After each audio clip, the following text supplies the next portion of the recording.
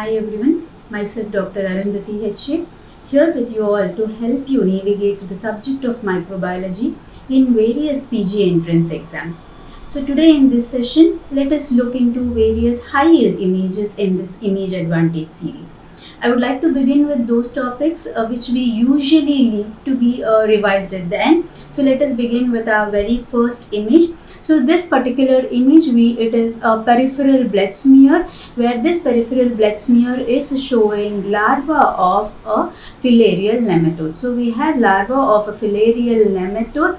And what are filarial nematode larvae called as? They are called as microfilariae. So we basically have microfilariae in this peripheral blood smear. But which microfilariae is it? It is the microfilariae of which filarial nematode? So to know this, we should know the difference between the microfilariae in two aspects. The very first aspect is whether they are sheathed or not. So whether they bear sheath, and the second one is whether they bear tail tip nuclei. So do they have tail tip nuclei and whether they are sheathed. So based on these two aspects, we can differentiate the microfilariae of filarial nematode. So let us understand in those two terms which we already discussed, that is sheath and whether they bear tail tip nuclei.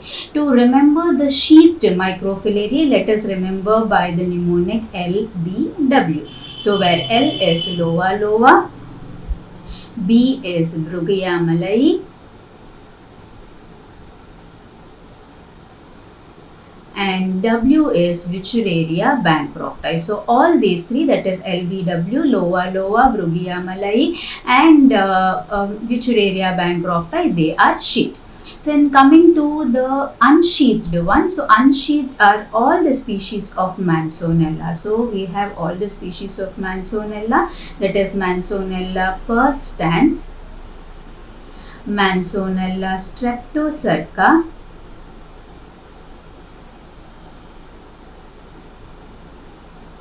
and Mansonella ozardi. So all these are the species of Mansonella, that is Mansonella perstans, Mansonella streptocerca and Mansonella ozardi. And along with that we have one more, that is our Onchocerca volvulus. So Onchocerca volvulus is another one which do not bear sheath, that is they are not covered by the sheath. So loa loa, Brugia malayi and Wuchereria bancrofti, all these three are covered by sheath, whereas the three species of Mansonella and Onchocerca volvulus are not covered by sheath. Then coming to tail tip nuclei among the sheath, that is among LBW, let us understand W is equal to worst. So what does worst mean? Worst means it should lack something. So it lacks something, that is the meaning of worst. And what does it lack? It lacks tail tip nuclei. So it lacks tail tip nuclei, and that is our Wuchereria bancrofti. So Wuchereria bancrofti is the one which is worst, W for worst, and it lacks tail tip nuclei. Fine. Okay. So coming to the one which are unsheathed, among unsheathed which lack tail tip nuclei. So remember O is equal to no. So O is equal to no. So where do we have this O? So this is O and this is O. Therefore ozardi and Onchocerca volvulus does not bear tail tip nuclei. So this is about being sheath, and in terms of tail tip nuclei, understanding of filarial nematodes. Okay, so let's revise the same concept is coming here. So we can see all of them bear a beautiful sheath, so they are sheathed. So sheath means they should be LBW. Here the tail tip does not have nuclei, so tail tip nuclei is not there, therefore it is the one which is worst. What is worst? It lacks something, and in ours, what is this W? W means Wuchereria bancrofti. So I hope this is clear. So coming to the next one, so this bears two nuclei here at the tail tip, and here there are large number of nuclei.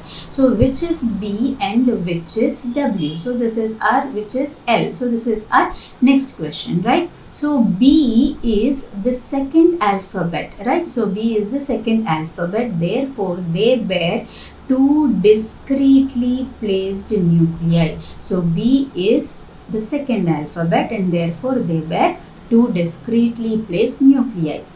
whereas L comes somewhere in the middle, right? It comes somewhere in the middle of English alphabet, and it bears large number of nuclei. So large number of nuclei is present in Lova lova, whereas Brugia malayi there are two nuclei, that is two tail tip nuclei. So only see here, so a large number of nuclei are present, therefore it is Lova lova, and the other one which has two tail tip nuclei is our Brugia malayi. So this is about how do we identify microfilariae based on two aspects. What are the two aspects? Whether they are sheath, whether they bear tail tip nuclei. So moving on to the other images of Wuchereria bancrofti. So our lymphatic filariasis, on which most of the questions are asked. So lymphatic filariasis is mainly caused by two of the filarial nematodes. One is Wuchereria bancrofti and other one is by Brugia. So Brugia and Wuchereria causes lymphatic filariasis, and this particular image where there is a tail tip without nuclei is that of Wuchereria. So what are the common clinical manifestations with which the patient comes to us? So the patients usually comes with lymphedema, that is there will be swollen limbs. So there will be history of swollen legs, that is lymphedema, along with involvement of the genitals in the form of what? In the form of scrotal swelling. There may be also scrotal swelling. What is the scrotal swelling called as? There may be hydrocele. So this particular hydrocele, that is involvement of the genitals in the form of hydrocele, is the characteristic differentiating feature between Wuchereria and Brugia. Okay, so again let us get confined to the same concept, that is W is equal to VUS. So we have W is equal to VUS. It affects us in a worst way. Therefore, there are more symptoms. Therefore, it has genital involvement also. So Wuchereria is the one which shows genital involvement in the form of hydrocele. Okay. Fine. So what is this? This is white colored urine which patient complains of, and this is called as chyluria. So white colored urine, that is chyluria. Again, this is seen only in the VUS, that is Wuchereria. So Wuchereria is the one which produces all the havoc in the form of apart from lymphedema, there will be scrotal edema, there will be white colored urine in the form of chyluria. So let's revise the same with the help of a question. A 32-year-old male presented with chronic lower lymphedema. So there is lymphedema, lower lymphedema, and yes, so there is involvement of the scrotum. So scrotum swelling. What is true regarding the causative agent? So if there is a scrotum swelling, then it is a worst one, that is our Wuchereria bancrofti. So it is the worst one which is affecting, therefore it is Wuchereria bancrofti. And yes, what is the question about? Question is about the morphology of microfilariae. And what do we know about the morphology of microfilariae of Wuchereria? It is first, it comes under LBW, means it is sheath. What is the second thing? It is the VUS, therefore there is no tail tip nuclei, right? Okay, so let us search the same thing. Is unsheathed? No. So this is sheath and has two tail tip? No. So its microfilaria is unsheathed and has no. So it is sheath. Yes, correct. And it has no tail tip nuclei. So the option which is correct is option D, which describes the microfilaria of Wuchereria bancrofti. Fine. So this was about the filarial nematodes, and next set of images, let us look into the eggs of nematodes. Fine. Okay. So the very first egg here, these eggs, don't you feel they are little scary looking eggs? Yes. So these are the scary looking eggs, and scary looking eggs are that of Ascaris. So Ascaris produces scary looking eggs. Fine. So usually the patient will have the manifestations of GI manifestation. Along with this GI manifestation, there may be also symptom of intestinal obstruction in this patient. and because of intestinal obstruction there will be acute abdomen with history of vomiting of the worm. So there will be vomiting of worm, which is a classical history in case of Ascaris, and the stool samples shows these eggs which can be either unfertilized egg. So this is the unfertilized egg, and this one which is molded properly, which is round in shape, these are fertilized eggs. So we can see either unfertilized egg or fertilized egg in case of Ascaris. Okay, so the unfertilized egg is like unmarried. So unfertilized is like unmarried. Therefore, they are slim, they are long, elongated. Whereas the fertilized egg that we see here, it's like the married. So usually it becomes rounded. So that's how we can remember. So these are round eggs. And what eggs are they? They are Ascaris egg, which is seen in the stool sample. So fine, this was about the first image. Coming to the next image, so this particular image is the egg of hookworm. So this is the egg of hookworm. So just observe this HO. Okay, so we have something like O. So see, so something like O is present here also. And what are these? These are blastomeres. So these are the blastomeres of hookworm, where there can be about 4 to 32 blastomeres present. So how do we remember hookworm eggs? So hookworm eggs are something like this. So hookworm eggs with hook-like structures, that is the blastomeres present in hookworm eggs. So the next image, that is the third image. So here we have a characteristic barrel-shaped egg, and we have something at both the poles. So there are something at both the poles, and what are these? These are the mucus plugs. So we have mucus plugs at both the ends, and anytime in egg, if something is present at both the poles, then the name of that worm will be repeated twice. So what is this worm? This is Trichuris trichura.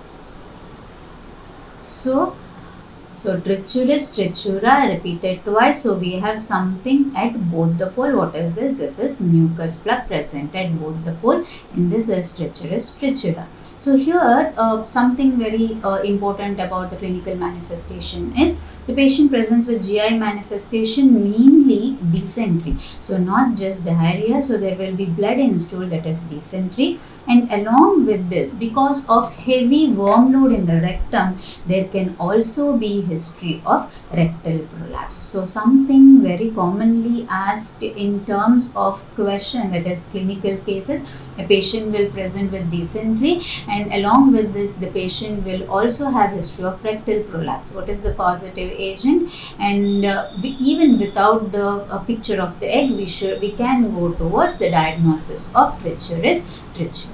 Okay.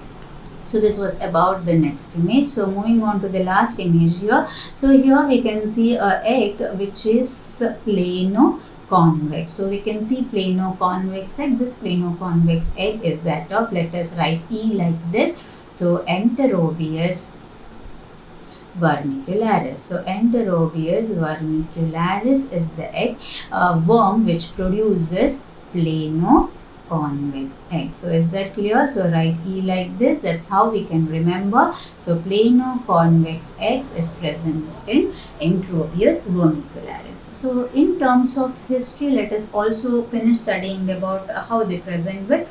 So this Enterobius vermicularis infestation is common among whom? It is common in children, and these children mainly complains of what? They complain of perianal itching. So this perianal itching which is more at night. So perianal itching more at night. Why? Because the female worm will travel to the perianal region at night and lays eggs there. So the baby will complain of perianal itching more at night. So this is the classical history. Therefore, what did we get to know? We got to know that the female worm is not laying eggs in the stool. It is laying eggs, or we can see the eggs in the perianal region. So what should we do? So we should take a sample from the perianal region. So what do? We take a swab sample from the perianal region, which the swab which we use for it is NIH swab. So we basically use this NIH swab to take the sample in case of Enterobius vermicularis, where it can show both the female worm as well as the laid eggs there. So this is about Enterobius vermicularis. A quick revision of all the nematode eggs that we studied. So we started with Ascaris. So Ascaris is roundworm. So Ascaris, what do they produce? They produce scary looking eggs, correct? So they produce scary looking eggs.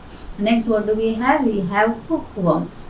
So hookworm, something hook-like structure, round structure. So these kind of structures are there. That is your hookworm eggs. There will be blastomeres. 4 to 32 blastomeres are present in hookworm.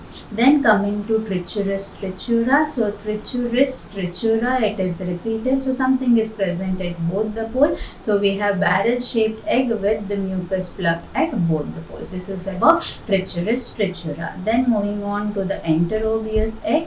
So Enterobius produces are plano-convex egg. So this is about Enterobius. So just remember, so you are writing E like this. So Enterobius vermicularis produces plano-convex eggs. So this was about the nematode eggs. So now let us move on to the next thing, that is the trematode eggs. So now let us study about the trematode eggs. Okay. So before studying about the trematode eggs, we should first know which all helminths come under trematodes, right? So one of the way how we can remember the names of trematodes is remember one particular worm which belongs to trematode, that is Paragonimus. So let us take first this. So that is Paragonimus. So what does Paragonimus cause? Paragonimus is a lung fluke. So what does it cause? Paragonimus causes cough, right? Paragonimus causes cough. It is a lung fluke. So let us remember this cough as cough. Okay. So Paragonimus causes cough, and now let us elaborate this. Paragonimus causes cough. The very first one is Paragonimus itself. Now moving on to how to elaborate this cough. So SS is the cystosoma. So cystosoma is a special one. There is special consideration for this and various terms. We will study it later. So cystosoma is the first one. So the next one, C, we have Clonarchus. Then we have Opisthorchis. Then the first F, that is Fasciola hepatica, and this we have Fasciolopsis.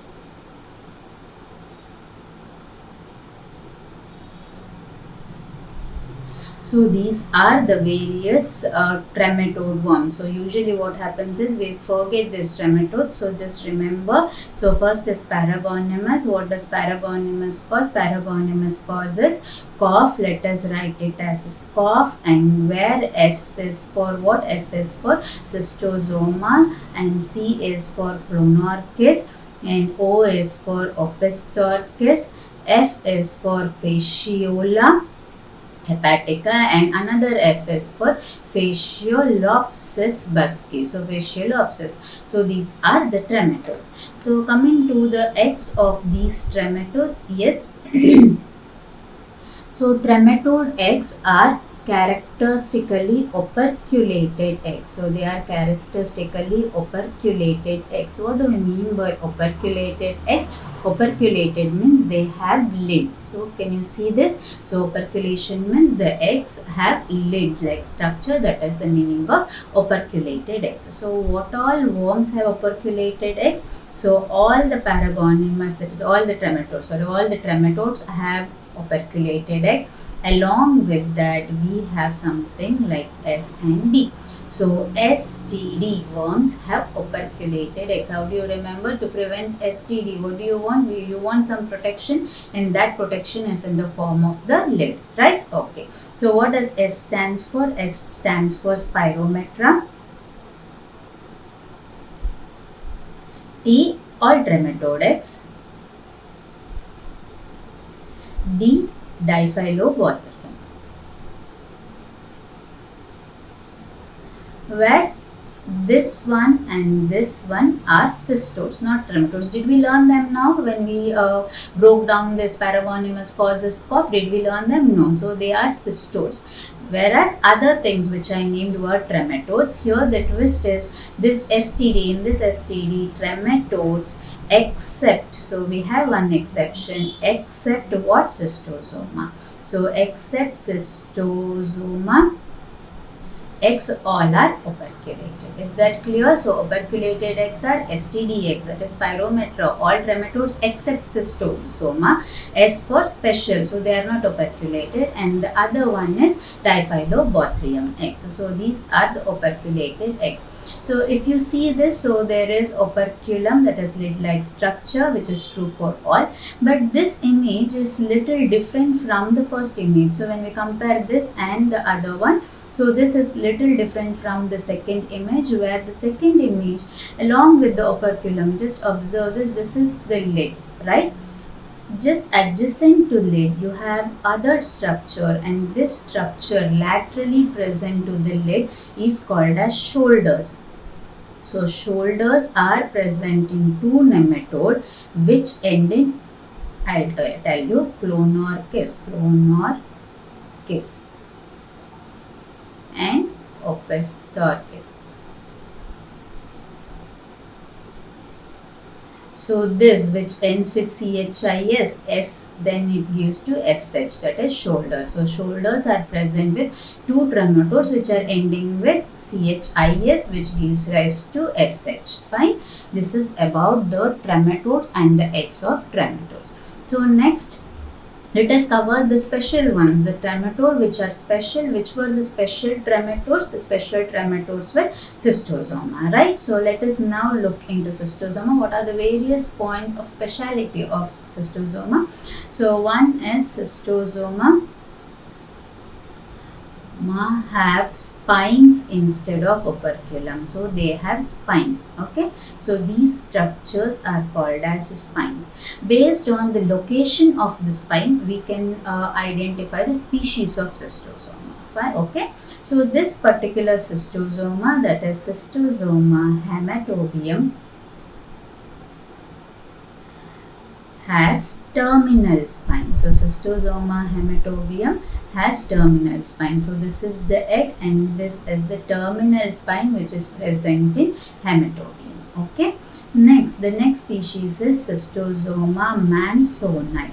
So mansoni has side spine. So soni produces side spine. So this is the side spine which is present in what side? In soni. Okay. So next we have cystosoma japonicum.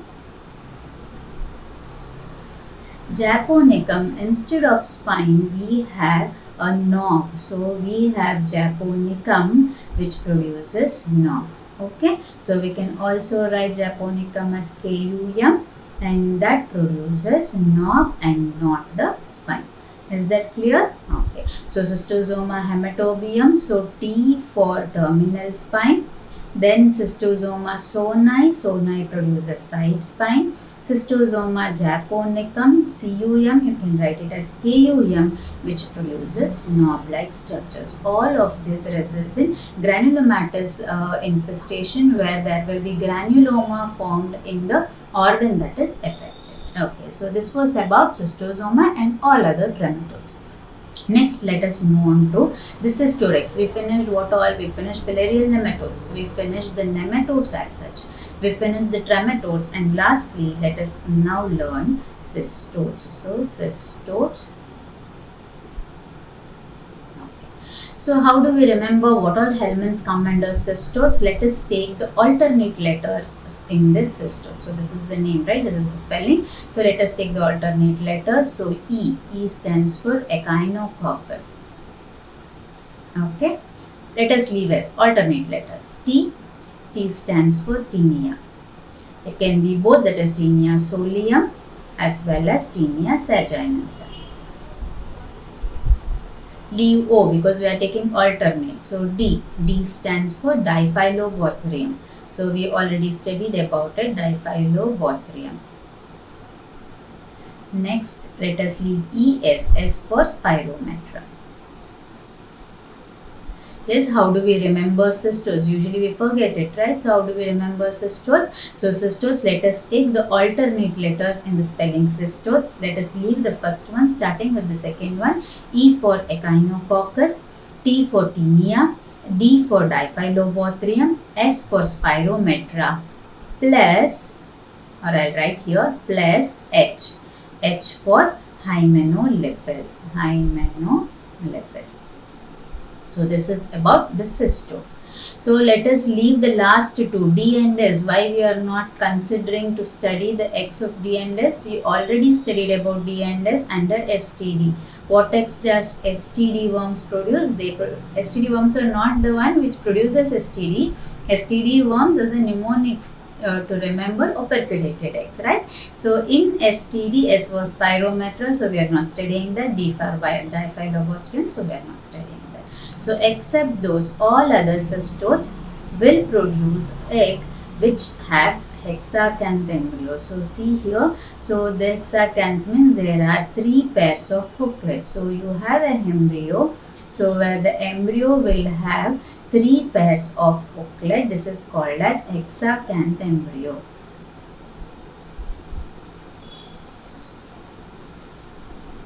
And this, this hexacanth embryo is surrounded by an embryophore. This is the embryophore which is radially striated. So you have hexacanth embryo, and the hexacanth embryo surrounded by radially striated embryophore is the egg which is produced by all cystodes except D and S, because D and S comes under STD. So this particular egg, why did I take H separately? Plus H. I told plus H, no? H for Hymenolipus, na. What did I already tell when we studied about Trichuris trichura? When something is repeated twice, there should be some structure coming out at both the poles. So what is the structure here?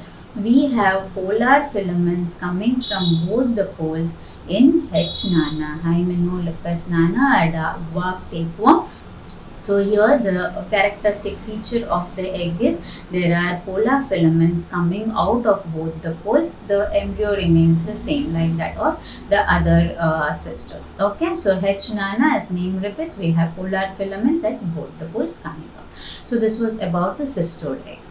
So next, let us move on to the protozoan parasites. So one of the important protozoan parasites around which many questions are asked are this one. So these all images belong to a protozoan parasite, that is Entamoeba histolytica. So Entamoeba histolytica is the one we are going to study, and the first image is the trophozoite of Entamoeba histolytica. So trophozoite of Entamoeba histolytica is the invasive form, not the infective, it is the invasive form of the parasite. So invasive form of the parasite, where the characteristic feature of this trophozoite is there is a presence of very typical nucleus with a central karyosome, and there are peripheral chromatin granules. So these are the chromatin granules at the nuclear membrane, and there is central karyosome, and from the karyosome to the chromatin granules traverses the fibrils. So how is this appearing? It is giving a characteristic cartwheel appearance. So we have characteristic cartwheel appearance in case of trophozoites seen in Entamoeba histolytica. Fine. So this is the very first feature. What are these? What are these structures which we are seeing here? So these are the RBCs. So they are the RBCs which are ingested by the trophozoites. So the RBCs are ingested by the trophozoites, and this is the characteristic feature of Entamoeba histolytica. So two characteristic features, that is RBCs which are ingested by the trophozoites and cartwheel appearing nuclei. So this is seen in case of Entamoeba histolytica. So what is the next stage from the trophozoite? So the trophozoite gives rise to precyst. The precyst gives rise to cyst, where a cyst can have one nuclei, two nuclei, or four nuclei, right? So uninucleated, binucleated, or quadrinucleated cyst. So when it is uni or binucleated cyst, so you see the nucleus here, the same thing, whatever I described for trophozoite is the same thing, that is cartwheel appearing nuclei. And along with that there will be one more important structure, so a tubular structure with rounded ends, so the rounded ends and a tubular structure, and this is the chromatoid body. So this is chromatoid body, again a characteristic feature seen in case of cyst of Entamoeba histolytica. And what we should know is, what does this chromatoid body contain? So the chromatoid body, which is usually frequently asked question, chromatoid body is made up of ribonucleoprotein. So ribonucleoprotein is the content of chromatoid body. So this is about the nucleus. This is the quadrinucleated cyst. So you see the four nucleus, and this quadrinucleated cyst is both the infective form as well as the diagnostic form. So diagnostic and infective form is the quadrinucleated cyst. So along with the quadrinucleated cyst, in the stool sample we can also see motile trophozoites too. Okay, so this was about the various morphological forms of Entamoeba. What does this Entamoeba histolytica causes? It causes dysentery. As amoeba is causing dysentery, we call it as amoebic dysentery. So it causes amoebic dysentery. What havoc does it cause in the intestine? It typically causes this particular ulcer, which is described as flask-shaped ulcer. So it causes flask-shaped ulcer, most commonly in the region of ileocecal region, or most commonly it is the cecum which is affected. So in the cecum it produces flask-shaped ulcers, and that is the hallmark feature in case of Entamoeba histolytica. So will it stay here only? Will it stay in the intestine? No, it is not going to stay in intestine. What does it do? It goes and infects the extraintestinal tissues, and more common extraintestinal tissue which is affected is liver. So it also goes and invades to the liver, which produces amoebic liver abscess. So we see amoebic liver abscess which is caused by Entamoeba histolytica. And what do we see here? What is aspirated here is a chocolate color. So can you see chocolate colored pus, which is also called as anchovy sauce pus. So anchovy sauce pus is seen in Entamoeba histolytica in liver abscess. And as what else is important in this anchovy sauce pus? What did I tell? In stool, what is the diagnostic form? Mainly quadrinucleated cyst. But here in anchovy sauce pus, can we see cyst? No. So we cannot see cyst in this pus. What we can see is only trophozoites, because trophozoites are the invasive form. So trophozoites are the one which are seen in this anchovy sauce pus. So this is about the various images that we can study in Entamoeba histolytica. Not just that, so there are many other Entamoeba species which are normal commensals in the intestine. One important one being Entamoeba coli. E. coli, not Escherichia coli, Entamoeba coli. And how do we differentiate it from Entamoeba histolytica? Again, a question commonly asked. So can you see here 1, 2, 3, 4, 5, 6, 7. So there are more number of nuclei. So there will be 8 to 10 nuclei in case of Entamoeba coli, whereas in Entamoeba histolytica, what did we tell? In Entamoeba histolytica, there was only 1 to 4 nuclei, not more than 4 nuclei. So that is the first difference. The second difference is, can you see here? This is the Entamoeba coli. This is these are the chromatoid bodies, and if you see here, these chromatoid bodies are filamentous in nature. So chromatoid bodies are filamentous in case of Entamoeba coli. So chromatoid bodies which are filamentous in case of coli. Whereas what did we say in histolytica? Was it filamentous? No, it was tubular. And what did I tell? So tubular with rounded ends. So tubulars with rounded ends is seen in Entamoeba histolytica. So is this clear? So this is about how do we differentiate the pathogenic one and the commensal Entamoeba. So let us revise the whole parasitology with just one question. So what is the test of choice for infections in which the below given X are detected? So they have not given any history, just they have told that in the stool sample we saw this X. So what are these X? These are plano, yes, convex egg. If at all, if they had given history, the history would be child complaints of perianal itching at the night, perianal itching at the night. So what is the question regarding? It is regarding the sample. What is the best sample for detection? So is it stool sample or the gastric aspirate sample or perianal skin sample or urine microscopy? So what did we study in Enterobius? As there will be worm migrating to perianal region, it is always the perianal swab which is collected by a special swab called NIH swab, which is the sample of choice. So our answer is answer C, that is microscopy of perianal skin sample collected by NIH swab. Yes, this was about the parasitology. Now let us move on to some of the images in mycology, and let us study about that fungi which will be in the mold form at a colder temperature. So cold means what? 25 degrees Celsius, and it is in this form. What is this form? This is yeast form. So it is in the yeast form at a hotter means our body temperature, that is 37 degrees Celsius. What are these fungi called as? They are called as thermally dimorphic fungi. So these are the dimorphic fungi which will be mold at cold. It's going hand in hand, rhyming words. Molds at cold temperature, yeast at our body temperature, that is 37 degrees Celsius. How do we remember which all fungi come under dimorphic fungi?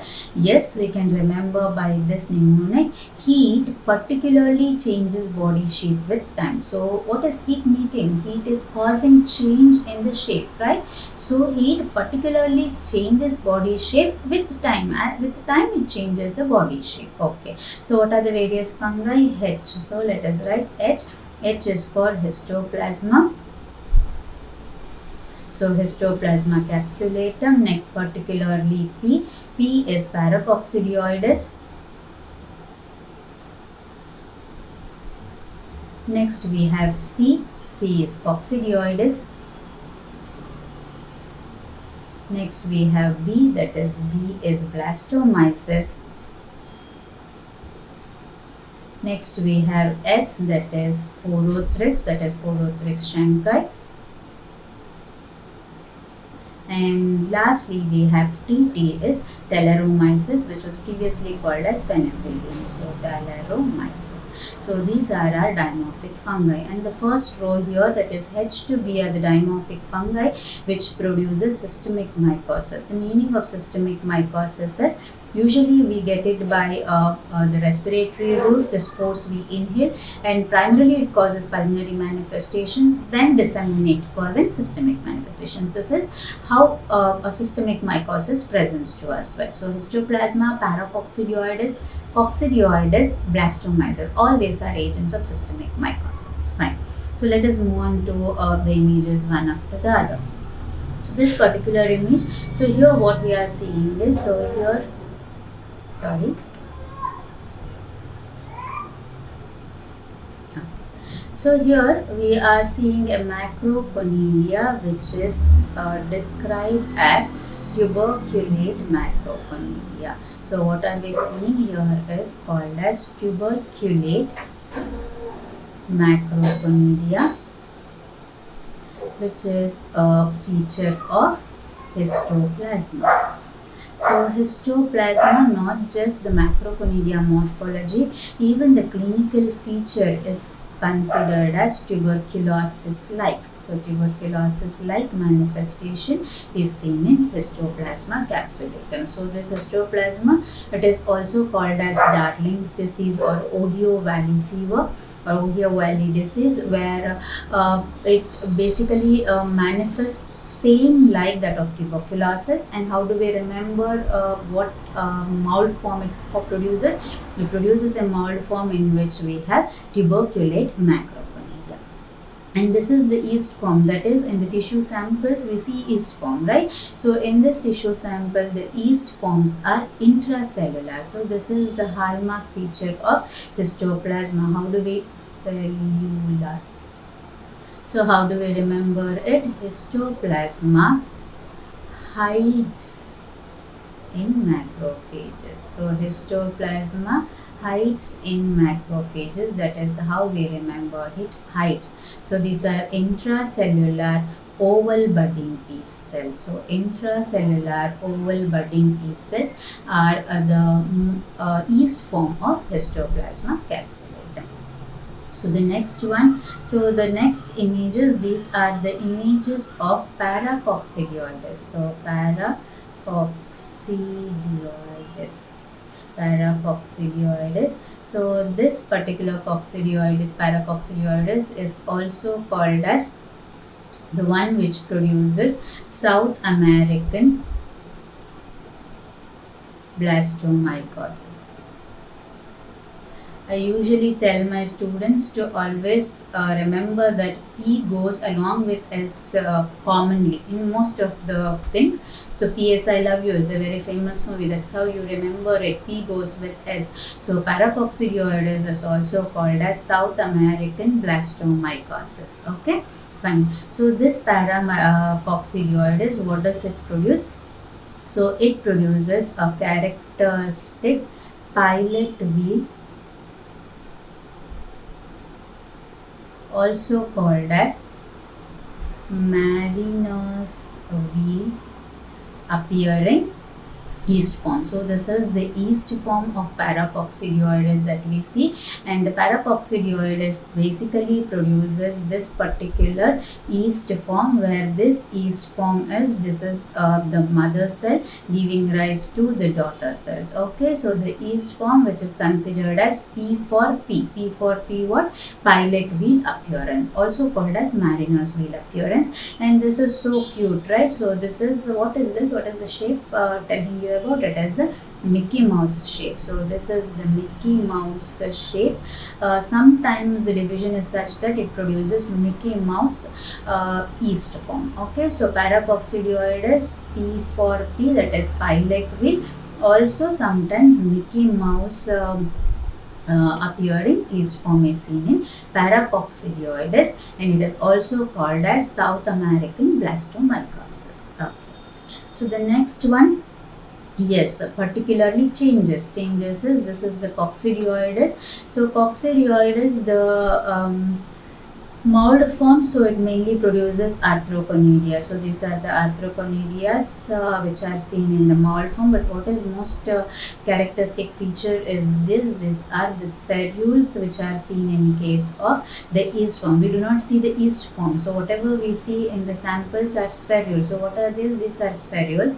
And within the spherules there are endoses. There are endoses within the spherules. So how do we remember? So coccidioides, cocci. So cocci. What are cocci? Cocci are spherical organism, right? So cocci. So coccidioides produces cocci-like structure. What are those cocci-like structures? They are endoses within the spherules. Can you remember and tell me which else produces spherules? So spherules is produced by which other fungi? Yes, spherules are also produced by Rhinosporidium. So Rhinosporidium also produces spherules. So these are the two fungi which produces spherules. And yes, this coccidioides, the infection caused by it is also called as desert rheumatism. So desert rheumatism because it affects the joints more commonly, and therefore desert rheumatism. CD. So C gives rise to D. So there will be history of systemic mycosis history, but more commonly stressing on the joint pain, that is desert rheumatism. Positive agent is coccidioides. And what do you see in the tissue sample? You see these spherules, and the spherules, within the spherules are the endoses which are present. So this is about it. So the next image, so this is the image which is showing figure of 8. So this is the figure of 8 yeast cell. What is this figure of 8 yeast cell produced by? Again, figure of 8 yeast cell is produced by blastomyces. So blastomyces dermatitidis. So this is the figure of 8 produced by blastomyces. That is a round budding yeast cell. So you see round budding yeast cells in the tissue samples of blastomyces, and usually there will be history where along with the other features the skin involvement is more common. So that is the history in case of blastomyces, and your tissue sample will show figure of 8 looking yeast cells, that is broad based budding round budding yeast cells. Okay, fine. So the next one, so these set of images are of the next dimorphic fungi, that is the Sporothrix. So Sporothrix is the next fungi, and this produces what are called as flower-like. So flower-like mold. So the mold form is flower-like. So can you see here? Yes. So this is the one. So it's a flower-like appearance is seen, and yes, it produces the yeast form which are cigar-like. So the yeast form are elongated yeast form, also called as cigar-shaped or elongated yeast form. Right. So in whom is this Sporothrix infection, that is sporotrichosis, common? It is common in gardeners, mainly in rose gardeners. So it is common in rose gardeners following the thorn prick. What happens? They usually develop this infection along the lymphatic channel. There will be lesions along the lymphatic channel, and when we take the sample and we observe it, in the sample what do we see? We see cigar shaped yeast cells, budding yeast cells, and if we allow it to grow at 37 degrees Celsius, we see flower like appearance of the mold. Fine. Is the other feature also seen in the tissue sample. So that is from the sample, so we see these characteristic bodies which are called as asteroid bodies. So we also see asteroid bodies. Asteroid bodies are central yeast cells. So we have budding yeast cells at the center, and surrounded by what are these? These are the eosinophilic specules. So eosinophilic specules which are derived from the neutrophils. So from the neutrophils this eosinophilic material is derived, and that eosinophilic specule surrounds this yeast form, and these asteroid bodies are seen in case of Sporothrix chancri causing sporotrichosis. So this is the lesion that we see. This is what I said. So there will be lesions along the lymphatic channel. So this goes along the lymphatic channel. So this is lymphonodular lesions. So lymphonodular lesions which are seen in case of sporotrichosis. Okay.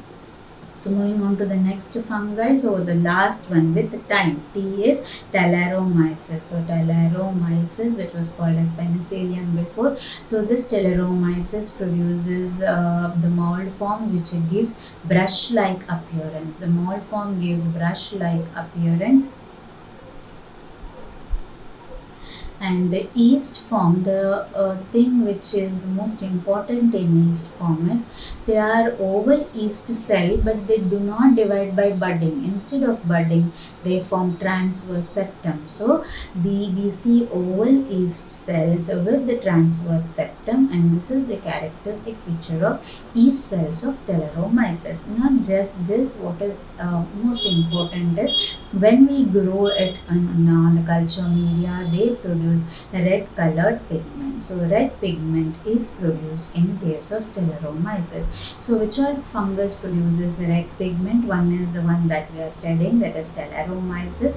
The other one again from T, that is Trichophyton rubrum. So Trichophyton rubrum and Talaromyces produces red color pigment, and the morphology of the mold form is brush-like, as well as yeast form is oval yeast cells, not budding, divides by transverse septum formation. Yes, so these were in general about various dimorphic fungi. Shall we revise? Yes, let's revise. So first one is histoplasma. So what about histoplasma? What should we remember by histo? So let us write this. Okay. So histo, T for it resembles tuberculosis in manifestation, and we have tuberculate macroconidia. So we have tuberculate macroconidia. So this is about the macroconidia, tuberculate macroconidia, and the yeast form. So we have oval budding yeast cells. So heat particularly is paracoccidioides, para, P for P, so that's how we remember, right? So we have pilot wheel or mariner's wheel or Mickey Mouse appearance of the yeast cell, that is the round parent cell, and from the parent cell numerous daughter cells appear, or sometimes just the Mickey Mouse like appearance is also seen. So this is the most important feature.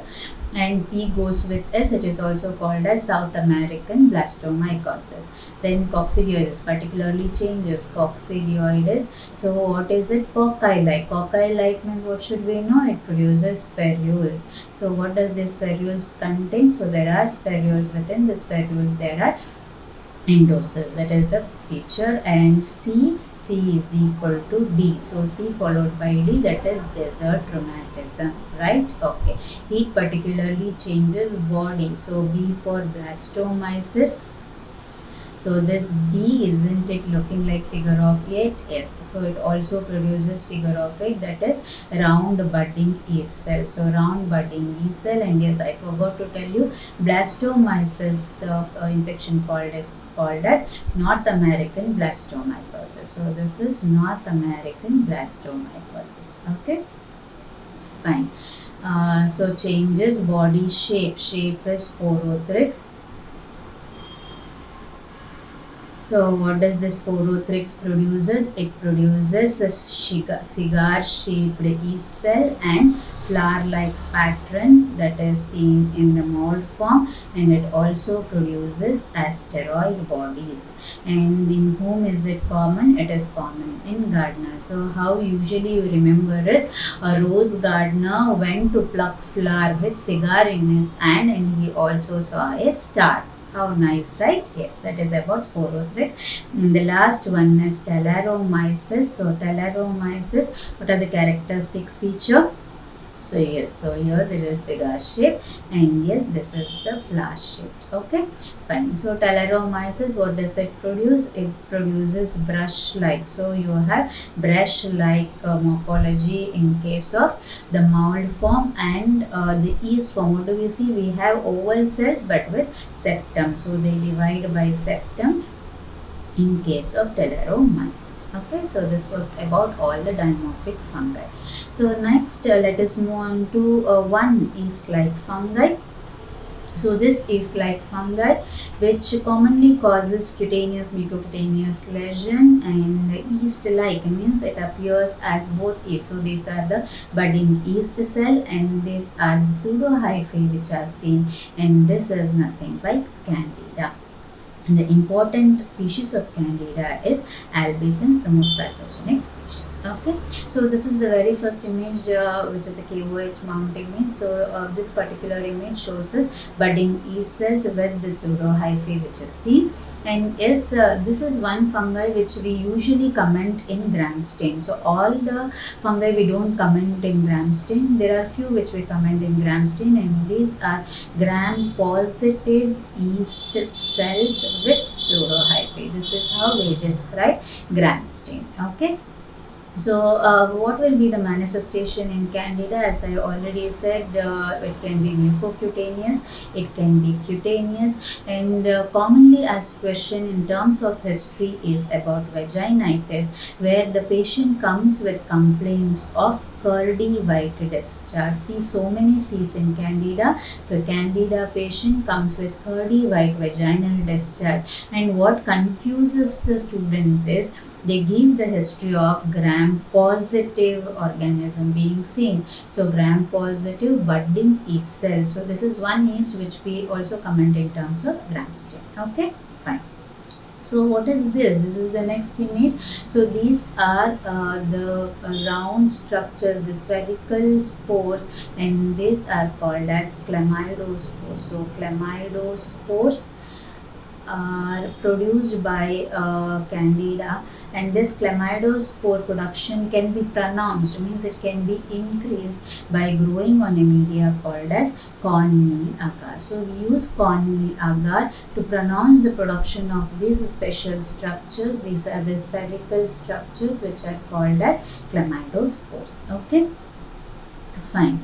So what are these? These are the things which are done for speciation of candida. So speciation is done by two things. So the first one, so this is the first one, we use a agar for it. So as the agar is giving various colors, what can we call this agar as? They can call it as chrome agar. So this is chrome agar, where different species give different colors. So this is light green, which is produced by albicans. This is dark green, which is produced by dubiliensis.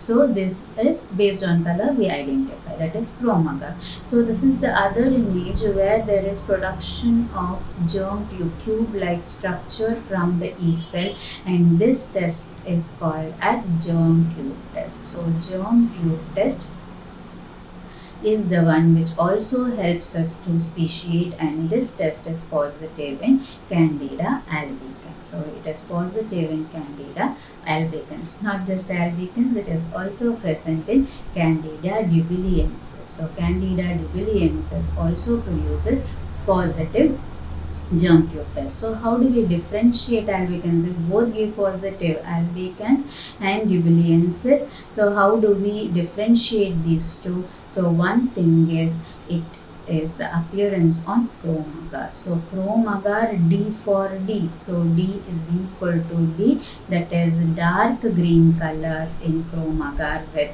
Candida dubiliensis, whereas light green in case of albicans. Okay, so this is one of the differentiation of Candida dubiliensis and Candida albicans. Fine. Yes, before moving on to the next, let us revise about Candida. We spoke so many things, right? So in Candida, what are the various C's did we see? Yes, we saw cutaneous lesions. Then we have mucocutaneous lesion. Then we have curdy white discharge, that is in vaginitis. Then what else did we see? We saw cornmeal agar. So where do we use cornmeal? Why do we use cornmeal? To elicit one more C, that is chlamydospores. Right? And next, the other C is, we also saw about chrome agar. So chrome agar, why do we use chrome agar? To speciate the organism, we use chrome agar. So these are the various C's of Candida albicans. So let us now move on to this question. A patient undergoing chemotherapy presents with pneumonia followed by skin lesion. I already told you that most of the systemic mycosis, it is the first the lung manifestation followed by systemic manifestation, which can be anything, and here the anything is the skin lesion. Microscopic examination of the skin lesion specimen reveals broad-based budding yeast cells. So we have broad-based budding yeast cells, means we have this particular figure of 8 yeast cells. So with systemic mycosis mainly manifests with skin lesions, and we have broad-based budding yeast cells. Yes, this is the one which is blastomycosis. Do we have that option here? Yes, so it is blastomycosis, that is broad-based budding yeast cells. Fine. Yes, this was about mycology. We mainly looked into the dimorphic fungi as well as Candida. So moving on to the virology. Yes, this image is that of virus which produces vesicular lesion. So this is the vesicular lesion produced by the virus, and the vesicular lesion producing virus, especially involving the face, that is near the lips or near the eyes, is our herpes simplex virus 1. So this is about herpes simplex virus 1 virus, which is our DNA virus. Okay, so this is a DNA virus, herpes simplex 1 virus. So fine, so this HSV1 virus, a DNA virus. So how do we remember the DNA viruses? So let us first get into the names of DNA virus. All our DNA viruses are so very happy, you know. So they are really happy, very happy virus. Where H stands for herpes viridae. It is this one. Then we have Hepadna viridae. Hepadna is our hepatitis B virus. Next we have adenovirus. P we have papilloma virus. Then we have parvovirus. Then we have pox virus, and Y is for us, we can keep it. So yes, herpes viridae, hepadna viridae, adenovirus, papilloma virus, parvovirus, and pox virus. Pox is not chicken pox, okay? Pox is our smallpox. And along with smallpox, we have molluscum contagiosum virus, which is the pox viridae. So all these are DNA viruses, and the beauty of all the DNA viruses are they are double-stranded DNA virus, except parvovirus. So parvovirus is not double-stranded DNA virus, but it is single-stranded DNA virus, and it is the smallest virus. So this is a special virus which we should remember. Okay. Okay, so apart from this, what else should we know? So we should also know which are these DNA viruses which are enveloped and which are non-enveloped. So we should also know about enveloped and non-enveloped viruses. So all are enveloped except the PAP group of virus. Okay, so what do we mean by PAP group of virus? That is instead of pox, except pox comes your papilloma, parvo, and your adenovirus. Okay, so these are the non-enveloped virus. How do you remember? You should do a pap smear. So you should do when you are doing a pap smear, what you should do? You should undress the female patient, right? So that is, they are non-enveloped. So papilloma, parvo, and adenoviruses, these are non-enveloped viruses. Why this P we are not considering pox? Why should we not get confused with pox? Because pox is always in a box, means they are enveloped. Is it clear? So this is about the list of DNA viruses, about the genetic material, and also about the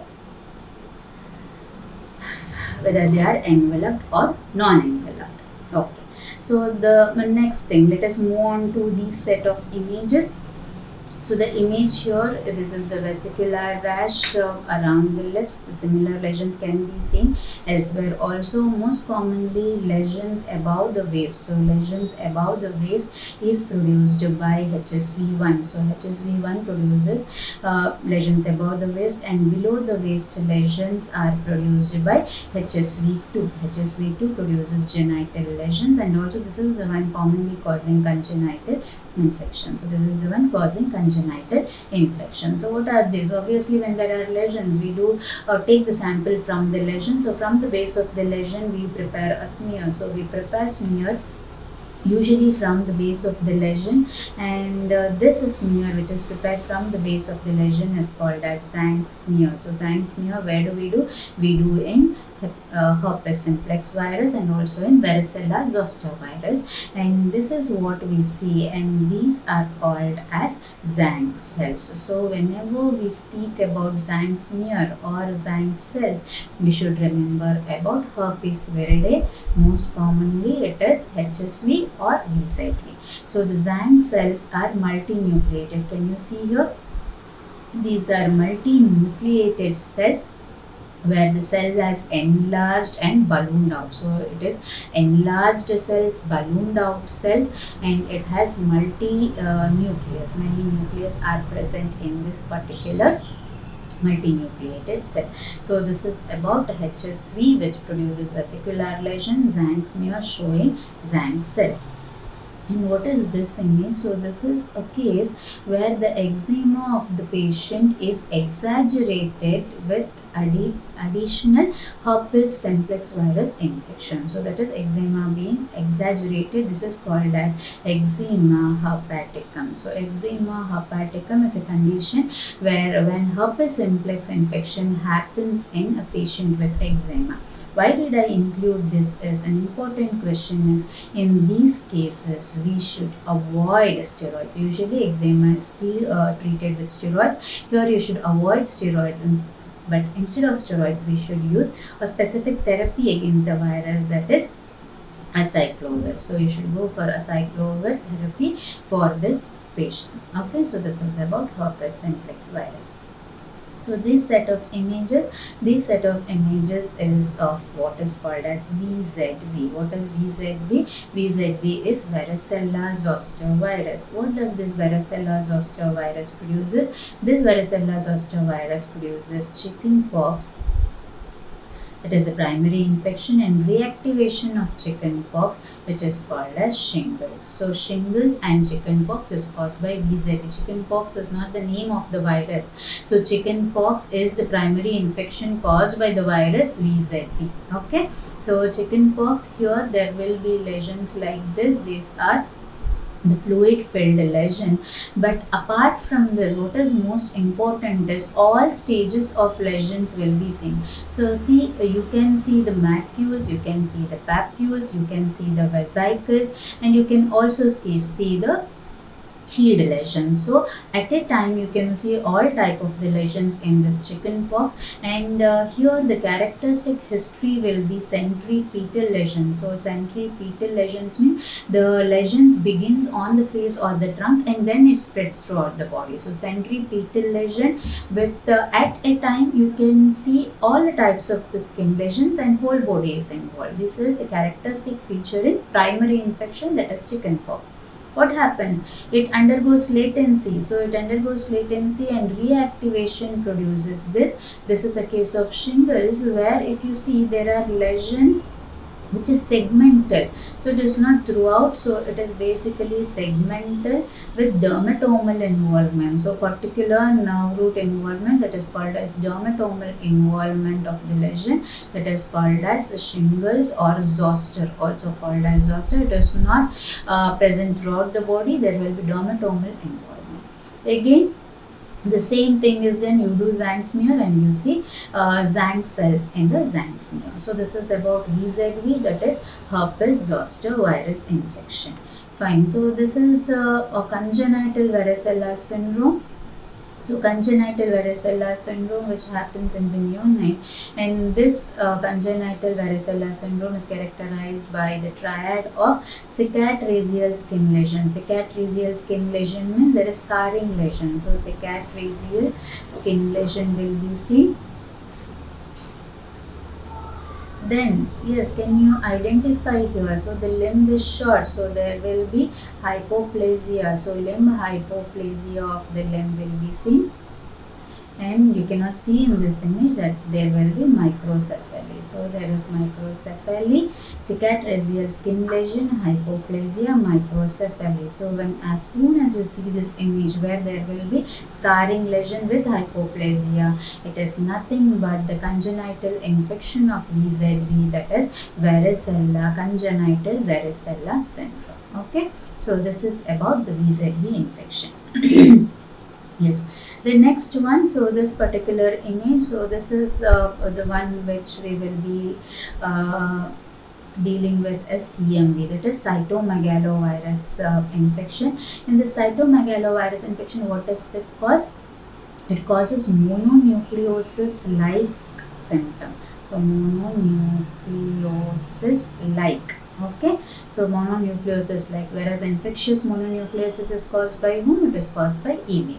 So CMV causes mononucleosis-like manifestation, and it also causes an important one, that is congenital CMV infection. So congenital CMV infection is the most important one, and usually the child presents with many things, many C's. It can be cerebral calcification, it can be microcephaly, it can be chorioretinitis, so many C's. But however, the most important thing is hepatosplenomegaly. So hepatosplenomegaly is the commonest congenital manifestation. Say about 50 to 60% of the congenitally affected kids presents with hepatosplenomegaly.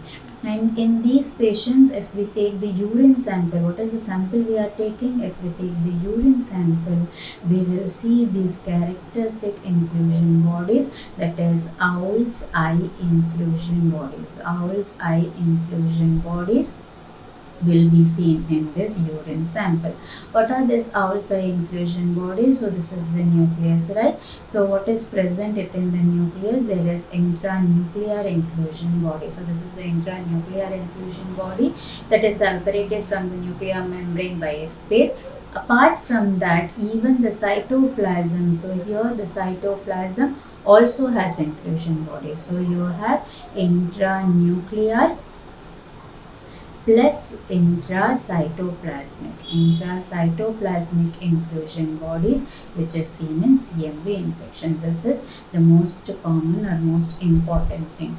Which other virus also produces this combination? It is seen in case of measles. So measles and CMV produces both intranuclear and intracytoplasmic inclusion bodies. Okay. Fine. So the next image here, so this is an image where there is formation of this pearly white lesion. So these are pearly white lesions, also called as warty lesions or waxy lesions, and with a central umbilication. So there is a central umbilication. Can you see this? So pearly white lesion with a central umbilication is a characteristic feature of molluscum contagiosum. So molluscum contagiosum produces these lesions, and what virus is it? It belongs to poxviridae. Okay, so it is a poxviridae. Chickenpox is not poxviridae. So molluscum contagiosum is a poxviridae. And if we take a sample and look at the sample, so this is the histopathological analysis, which shows cup-like indentation. So you see a cup-like indentation. These are the cup-like indentation of the epidermis into the dermis. So the epidermis indentation into the dermis in a cup-like fashion, and eosinophilic intracytoplasmic inclusion bodies. Okay, so this is the characteristic feature seen in case of molluscum contagiosum. Cup-like indentation from the epidermis to dermis, and these eosinophilic inclusion bodies. And what are these called as? These are called as Henderson-Patterson bodies. So Henderson-Patterson bodies are seen in case of which? So HP bodies are seen in case of molluscum contagiosum. Okay. So the next one. So this is another viral exanthem causing agent. So where this particular agent, this here there will be classical history of fever. So say after 2 days of fever, there will be bluish white spots on the buccal mucosa, and again 2 days later there will be rashes. So skin rashes, maculopapular rashes will be seen on the skin, and this is a classical history of measles. So measles, so here the patient presents with these, and what are these called as? These are called as Koplik's spots. So Koplik's spots,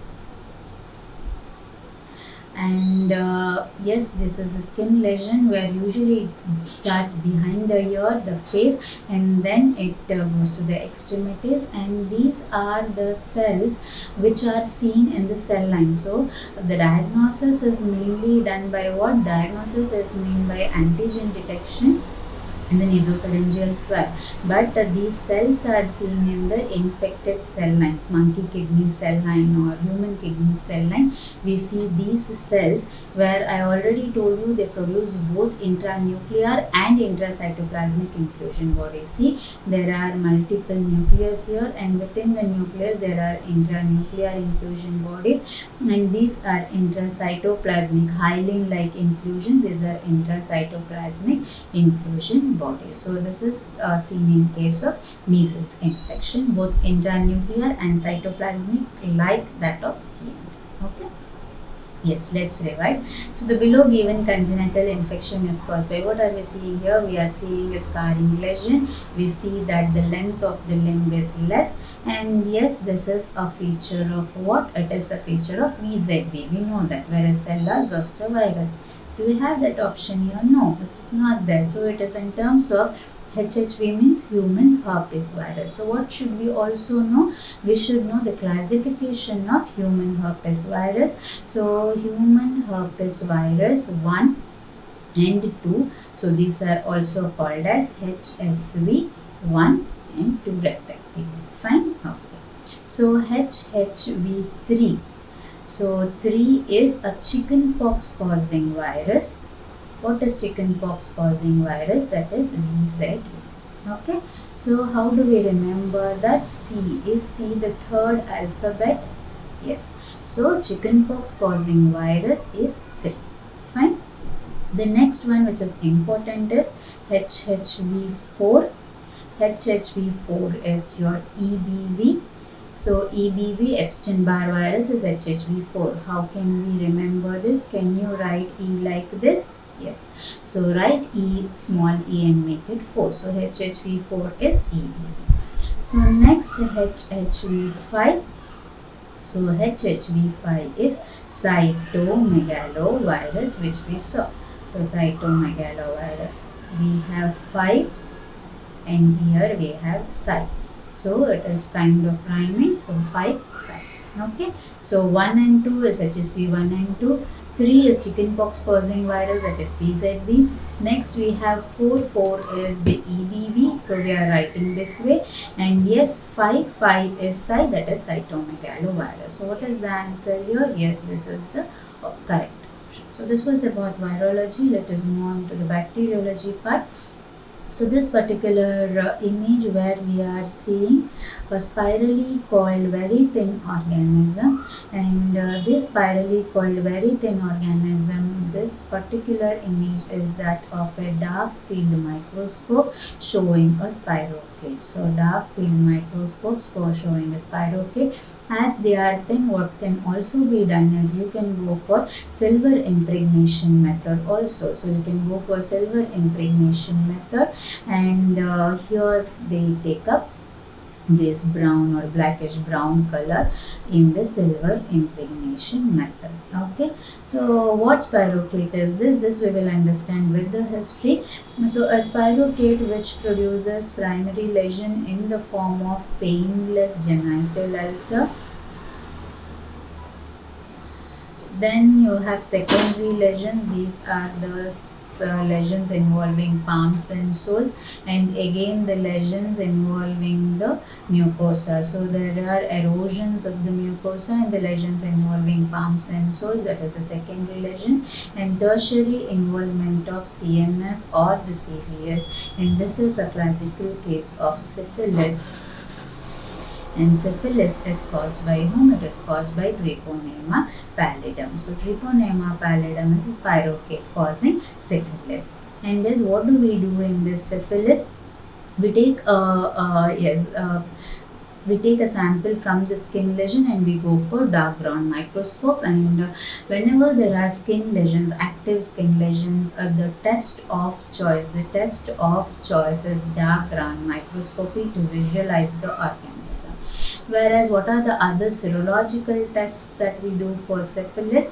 Yes, we do non-specific tests and the specific tests. Non-specific tests mainly are the VDRL test and the RPR test. and it is the VDRL test which can also be done on CSF sample. So again, this is the commonly asked question, and the specific test which is considered as the confirmatory test is RT-THA, Treponema pallidum hemagglutination test. Yes. So the next images. So this is an image of a gram-negative. So you have a gram-negative bacilli which is showing this, which is called as gull wing shape. So gull wing shape gram-negative bacilli which produces dysentery, and it also produces complication in the form of ascending muscle paralysis. So there will be ascending muscle paralysis. What is this complication called as? Which is called as Guillain-Barré syndrome. So GBS, and we are speaking about the bacteria that is Campylobacter. So Campylobacter jejuni. So this particular bacteria is a gram-negative bacilli which shows characteristic, where is my pen? Yes, characteristic gull wing appearance. It produces dysentery. It produces complication, that is GBS. And what are the tests that are important for us? It is oxidase test. So this is the oxidase test. So it is the oxidase test which is oxidase positive. So we have oxidase test which is positive, and we grow on a special media as is Campylobacter. Let us call the media as Campi media, Campi BAP media, and you get this dewdrop like colonies which are seen on Campi media. And thing which should be remembered is it is a microaerophilic bacteria as well as a capnophilic bacteria. Therefore, it requires lesser oxygen, that is 5% oxygen and about 10% carbon dioxide. Okay, so this was about Campylobacter jejuni which causes dysentery and complication GBS.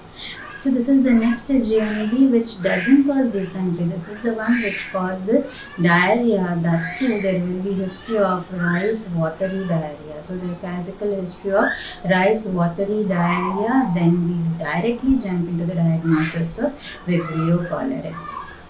So Vibrio cholerae produces cholera, and this is a gram stain picture. So we have curved bacilli. So curved gram-negative bacilli is a characteristic morphology of this, and again it is oxidase positive like that of Campylobacter jejuni. And what is important here is we use a selective media, that is thiosulfate, citrate, bile salt, sucrose agar. So on fermentation of sucrose, so sugar is fermented, and because of sucrose fermentation there is yellow color. And what is the indicator used? It is bromothymol blue indicator which is used in this TCBS media. Okay, so this is about the Vibrio cholerae. Next set of images. So these are the images of a gram-positive bacilli. Usually there will be history of there will be history of a membrane in the throat along with the throat pain, and there will be usually also history of incomplete immunization. So the immunization will be a negative history, and there will be pseudo membrane in the throat. There will be throat pain. And when we take a swab in this region along with a part of the membrane endogram stain, we see these are club shaped gram positive bacilli. So club shape means there is enlargement at both the ends, and these are due to metachromatic granules. So these are metachromatic granules giving club shape. And can you also see here the V form or the L form, and it is called as Chinese letter pattern. So we have Chinese letter pattern arrangement of a bacilli which is a club shaped bacilli. So if we decide to stain these club shaped metachromatic granules, then what should we use? What are the various stains that we use? First we should plan, right? We will plan to stain, and we will use those stains. What are the stains? It can be Pond's stain, it can be Loeffler's methylene blue stain, we have Albert stain, and we have Neisser's stain. So these are the various stain that is used, and this is the picture of A, that is Albert stain used. And yes, one more thing that is important for us is, what does this metachromatic granule made up of? It is made up of polyphosphate. So polyphosphate. Metaphosphates are the component of these metachromatic granules. Okay, and selective media that is used for this is potassium tellurite agar, and because of reducing tellurite to tellurium we have black color colonies, and this is a test which is done to elicit the toxin produced, and it is LX gel precipitation test. So what kind of test is it? It is immunodiffusion in gel. So if at all, if this particular bacteria produce toxin, it makes the antitoxin to produce a precipitation band. So it is immunodiffusion in gel test which is done for toxin detection. Okay. So let's revise the whole bacteriology with this image. So what is this image? This is an image of TCBS. So TCBS, where do we use? We use in cholera. And yes, let us see what is the question. So it is a selective media for C. diphtheria, no. It is a selective media TB, no. It is selective media for Vibrio cholerae, yes, and has bromothymol blue indicator, as this is the correct option.